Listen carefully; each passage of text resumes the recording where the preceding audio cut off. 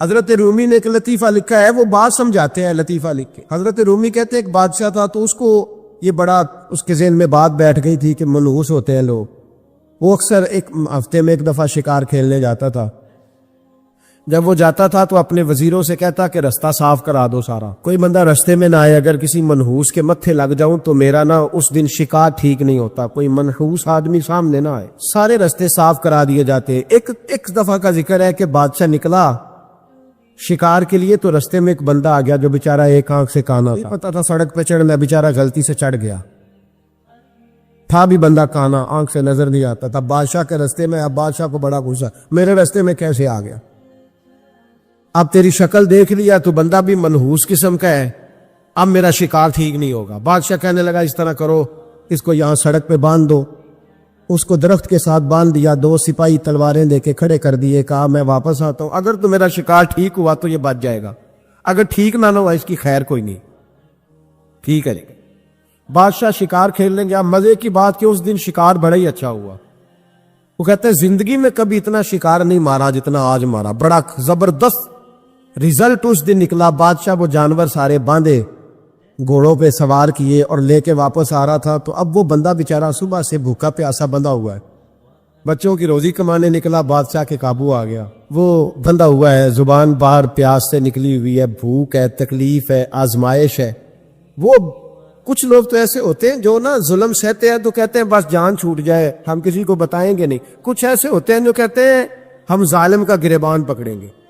اور دنیا میں قتیل اس سا منافق نہیں کوئی جو ظلم تو سہتا ہے بغاوت نہیں کرتا، وہ منافق ہے جو ظلم سہ کے چپ رہے۔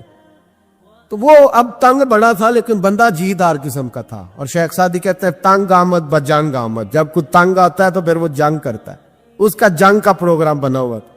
اس نے کہا مرنا تو ہے ہی، پر اس بادشاہ کو 2 سنا کے مرنا ہے، اس کو نہ کچھ سنا کے مرنا ہے، ذرا آلے صحیح، گردن تو کٹے گی پر میں نے نہ اس کو چھوڑنا نہیں۔ کیا تماشا ہے، مجھے باندھ گیا صبح کا۔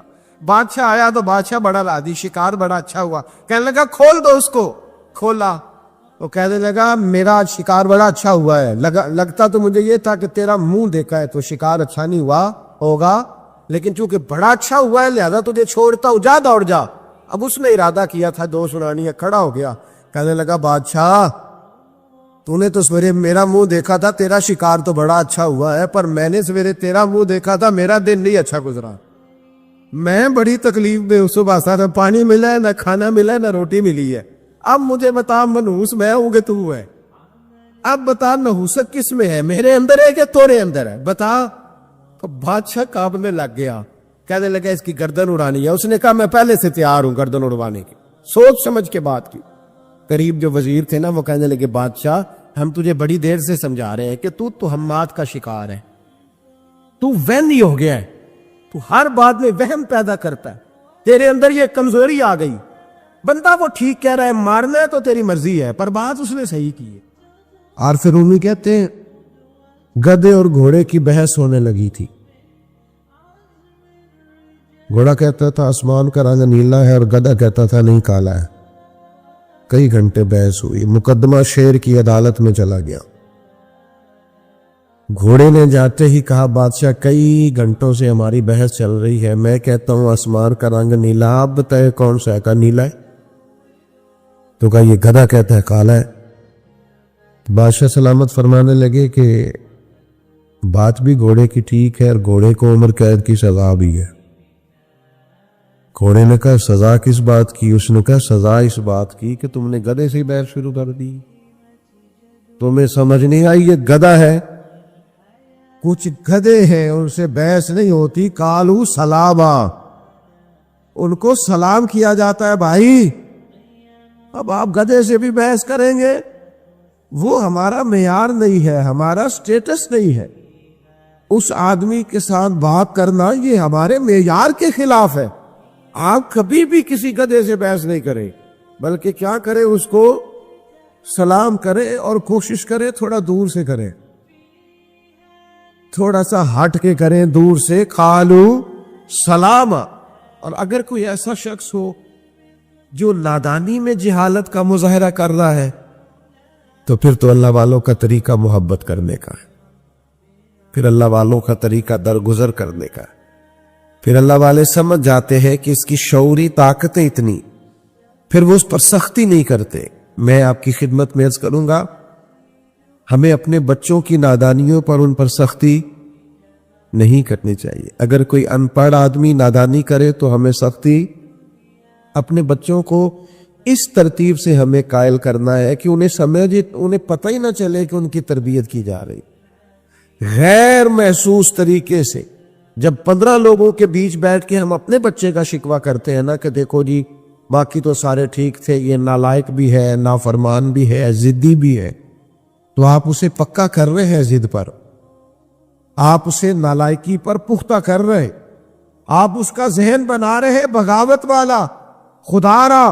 ہمارے بچے، نبی کریم علیہ السلام کا طریقہ مبارکہ یہ تھا کہ اگر کبھی کسی شخص کی شکایت آتی تو سرکار اس خوبصورتی کے ساتھ اصلاح کرتے، اس پیار کے ساتھ سمجھاتے، میں کیا کروں، میری ملت کا جوان برا نہیں ہے، اس کے باطن میں گناہ نہیں ہے، یہ تو بدلنا چاہتا ہے، یہ تو ٹھیک ہونا چاہتا ہے۔ جس کلین شیپ نوجوان کو آپ روز چوک میں کھڑا ہوا دیکھتے ہیں نا، اس کے قریب جا کے کبھی حضور کا نام لینا، اس کی آنکھیں نور سے بھر جاتی ہے۔ یہ کیا سمجھ لیا ہے کہ یہ اگر بظاہر کسی وقتی شرارتوں کا شکار ہے اور دنیا کے کسی جو ہے وہ میلے ٹھیلوں کا شکار ہے تو یہ بالکل دور ہو گیا ہے۔ آپ ان کے بارے میں جذبات عمدہ رکھیں، ان کو سمجھائیں تو ذرا خوبصورتی سے۔ اگر ابھی ایک نوجوان آ گیا حضور نبی کریم علیہ السلام کی بارگاہ میں، اس نے آتے ہی کہا یا رسول اللہ صلی اللہ علیہ وسلم مجھے بدکاری کی اجازت دے دیں، سخت جملہ، ناپسندیدہ ہے، بوجھ بننے والی بات، حضور نے ڈانٹا نہیں۔ نبی کریم علیہ السلام نے کوئی تلخ بات نہیں کی، حضور نے قریب بٹھا لیا اور تھپکی دے کے کہا بیٹا تم پسند کرتے ہو کوئی تمہاری بہن سے بدکاری کرے، کہ تمہاری بیٹی سے بدکاری کرے، باقی جو رشتے ہیں، ماں ہے، خالہ ہے، پھپھا ہو، ان کے لیے تم پسند کرتے ہو؟ اس نے کہا سوال ہی پیدا نہیں ہوتا، جرت ہے کسی کی؟ تو محبوب فرمانے لگے جن سے تم بدکاری کی اجازت مانگ رہے ہو کسی کی تو بیٹی ہوگی، بہن بھی ہوگی، کہیں وہ خالہ بھی ہوگی، پھپھو بھی ہوگی، وہ رشتوں کے سارے تقدس جو تمہارے گھر کی خواتین کو حاصل ہے وہ اسے بھی تو حاصل ہوں گے۔ جب نبی کریم نے یہ بات بیان کی تو کیا انداز تھا اور کیا شفقت تھی، اور اس کے کندھوں پر میرے محبوب کا دست کرم تھا۔ چند آنسو فوراً اس کی آنکھوں سے ٹپکے، وہ آنسو تھے کہ وہ سیلاب بن کے ہر چیز پر ہو گئے۔ فوراً عرض کرنے لگا یا رسول اللہ آج کے بعد خیال بھی پیدا نہیں کروں گا، آج کے بعد توجہ نہیں کروں۔ او بھائی کبھی کوئی اپنا نادانی کرنے لگے اس پر شفقت کی جاتی ہے نا، اس کا ہاتھ پکڑا جاتا ہے نا، اسے گمراہی سے بچایا جاتا، اس کے لیے اپنے محبت کے جذبات کو کھولا جاتا ہے۔ خدا را اگر کوئی اپنا، حضرت ابو ذر غفاری رضی اللہ تعالیٰ عنہ فرماتے کسی معاملے میں میں نے سخت جملہ کہہ دیا تھا سیدنا بلال حبشی کو، تو محبوب نے نام نہیں لیا، حضور نے فرمایا کیا ہو گیا لوگوں کو، ابھی بھی جاہلیت کی باتیں کرتے، کسی کو اس کی ماں کا نام لے کے کہ تو ابشن کا بیٹا ہے آر دلاتے ہیں۔ یہ کس نے ذروں کو ملایا اور صحرا کر دیا، یہ کس نے قطروں کو ملایا اور دریا کر دیا، یہ کس کی حکمت نے یتیموں کو کیا در یتیم اور غلاموں کو دنیا بھر کا مولا کر دیا۔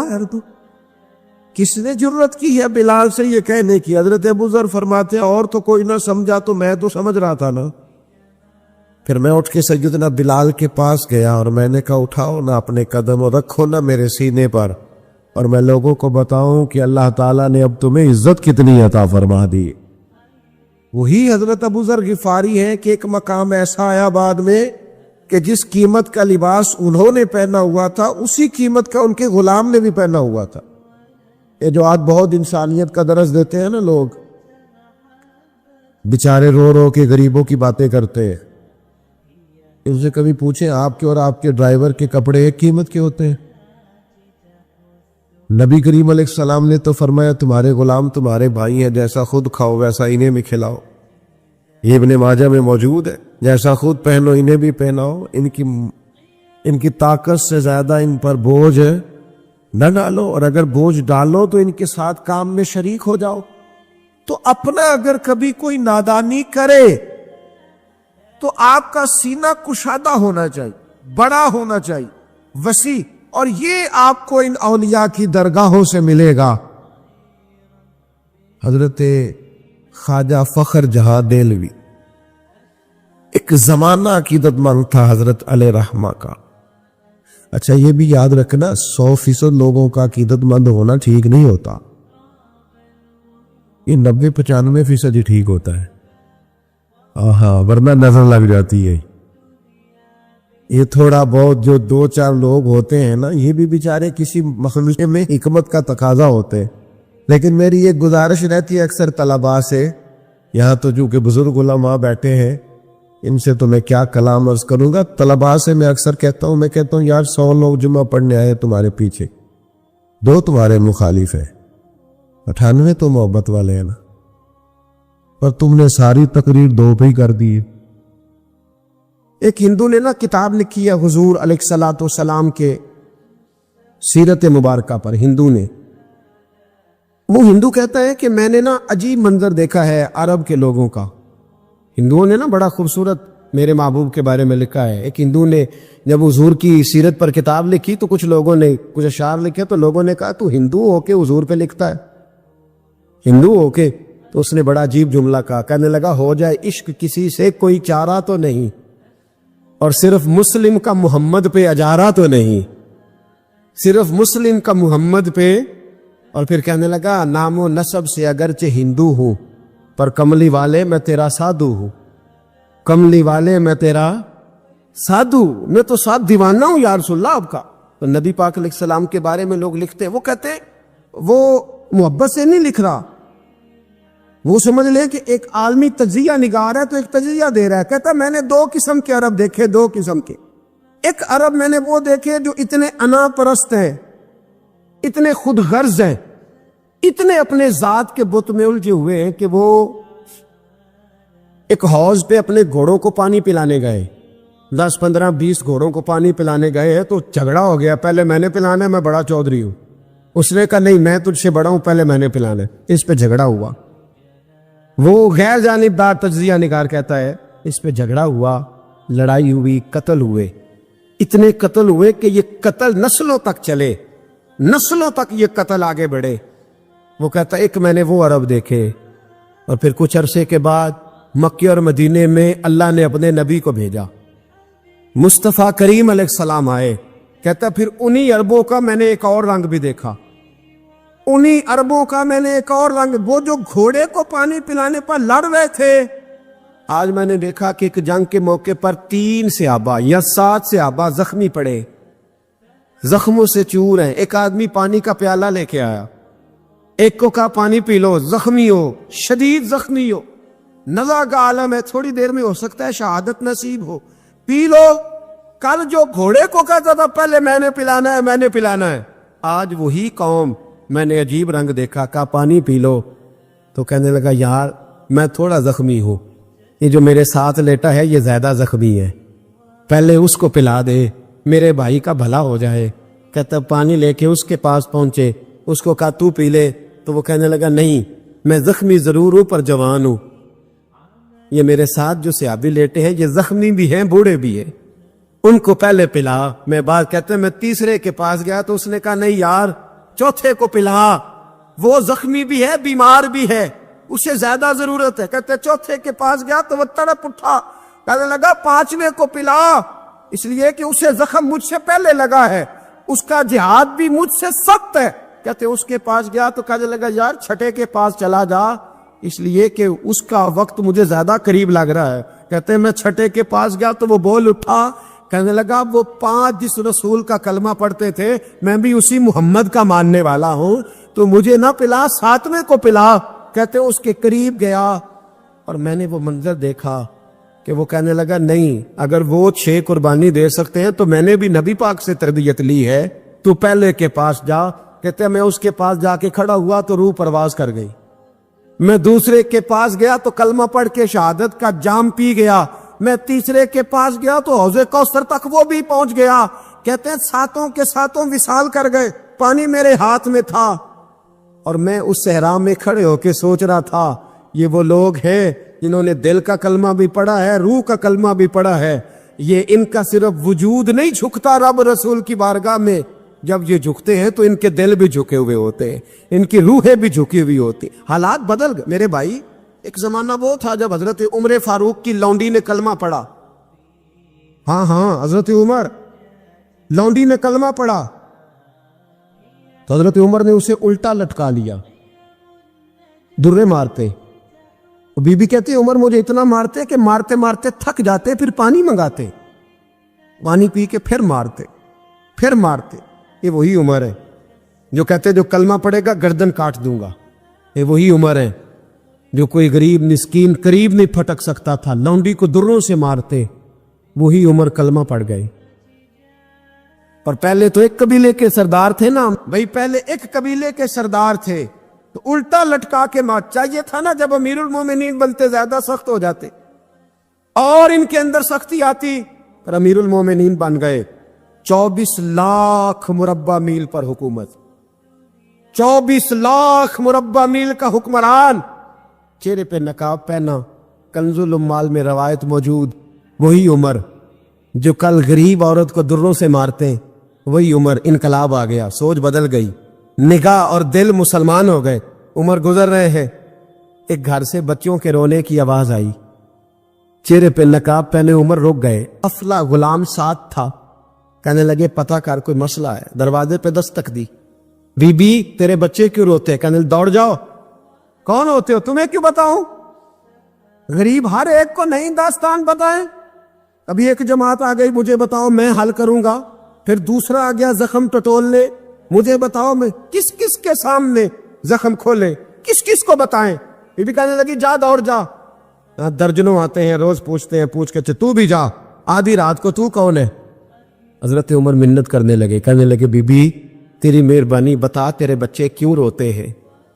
تو عورت تڑپ کے بولی, کہنے لگی تو نہیں جاتا تو سن پھر. میرے بچوں کی غلطی یہ ہے کہ یہ غریب بھی ہیں اور یتیم بھی ہیں. ان کی غلطی ہے کہ ان کا باپ چلا گیا. ان کی غلطی یہ ہے انہوں نے غریب گھروں میں پرورش پائی ہے. ان کی غلطی یہ ہے کہ ان کا دادا رئیس نہیں تھا. ان کی کوتاہی یہ ہے کہ ان کا نانا جاگیردار نہیں تھا. ان کی غلطی یہ ہے کہ ان کی ماں جہیز میں کچھ لے کے نہیں آئی. اور کیا پوچھنا ہے؟ حضرت عمر کہنے لگے بہن ماجرا کیا ہے؟ کہنے لگی باپ انتقال کر گیا. عمر جب سے حکمران بنا ہے اس گاؤں میں کبھی اس نے پھیرا ہی نہیں ڈالا, وہ آیا ہی نہیں. میری غریبنی کے بچے ساری ساری رات بھوک سے روتے, وہ کبھی آیا ہی نہیں. یہ غلطی ہے. پہلے تو میں کچھ نہ کچھ ان کو خشک روٹی کھلا دیتی تھی, آج تو گھر میں کوئی شے نہیں. شام سے لے کر پانی اور روڑے ہنڈیا میں ڈالے ہیں, پکاتی جاتی ہوں. کہا تھا چلو سو جائیں گے, اور بھوک بڑی ظالم ہے, نیند بھی نہیں آنے دے. سب روگاں دا روگ محمد, جس دا نام غریبی, کنڈ ولا کے لنگ جاندے نہیں دوست یار قریبی. کب بھوک بڑی ظالم ہے, پیٹ بھوکا ہو تو یہ بھی نہیں آتی. سوچتی تھی سو, اب تہجد کا وقت ہے پر سوتے نہیں. اب بتاؤ میں کیا کروں. عمر تو 24 لاکھ مربع میل کا حکمران ہے, اس کچی بستی میں کیسے پھیرا ڈالے گا. حضرت عمر دوڑے گئے. 60 سال عمر, کندھے پہ اناج کا تھیلا رکھا, کندھے پہ. غلام کہتا ہے حضور مجھے دے دے. فرمایا بتا قیامت میں بھی میرا بوجھ اٹھائے گا. حضرت عمر لائے. پھر عمر نے اس بی بی کے گھر میں چراغ روشن کیا. پھر بوڑھے عمر کہتے میری بیٹیاں تھیں, میری بیویاں تھیں, میں نے کھانا کبھی نہیں پکایا تھا. میں نے اس بی بی سے کہا بہن تو بیٹھ جا. بیٹھ گئی. عمر کہتے ہیں میں نے آگ جلائی. آپ کے غلام کہتے ہیں جب عمر آگ میں پھونکے مارتے تھے تو ان کی داڑھی سے دھواں نکلتا تھا. عمر نے آگ جلائی. پھر فاروق کہتے ہیں میں نے کبھی روٹی نہیں پکائی تھی پر آج میں نے آٹا بھی گوندا. 24 لاکھ مربع میل کا حکمران. اور بھائی جب تیرا دل اور نظر مسلمان ہوتی ہے تو پھر تو جھوٹے دعوے نہیں کرتا, پھر دین تیرے لفظوں میں جملوں میں تقریروں میں نہیں رہتا. حضرت سیدنا عمر فاروق رضی اللہ تعالیٰ عنہ آٹا گوندتے ہیں, दाढ़ी सारी आटे से भर गई।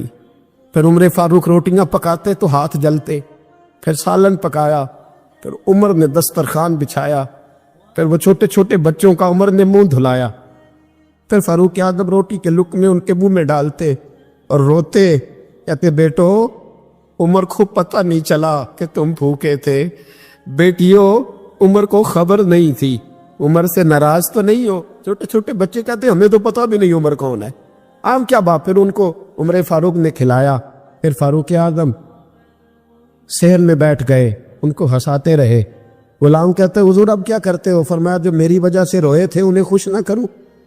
फिर उस बीबी की तरफ मुतवज्जे हुए, कहने लगे अगर उमर नहीं आया तो आप ही खबर कर देती। तो बीबी कहने लगी ड्यूटी उमर की है खबर लेने की, मेरी नहीं है कि मैं जाके बताऊं, मैं क्यों बताऊं। तो हज़रत उमर कहने लगे चल उमर को माफ कर दे।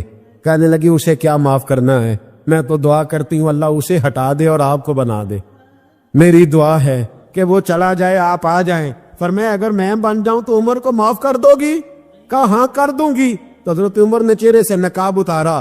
फरमाया बीबी मैं उमर ही हूं, तूने देखा नहीं था, जा तेरी दुआ मकबूल हो गई। वो बीबी कहने लगी आपके सामने इतनी जली कटी सुनाई। फरमाया बस एक वादा कर, अगर तूने उमर को यहाँ माफ कर दिया है तो वहां भी माफ कर देना। वहां भी सवाल शर्त यह है तेरा दिल कितना मुसलमान है।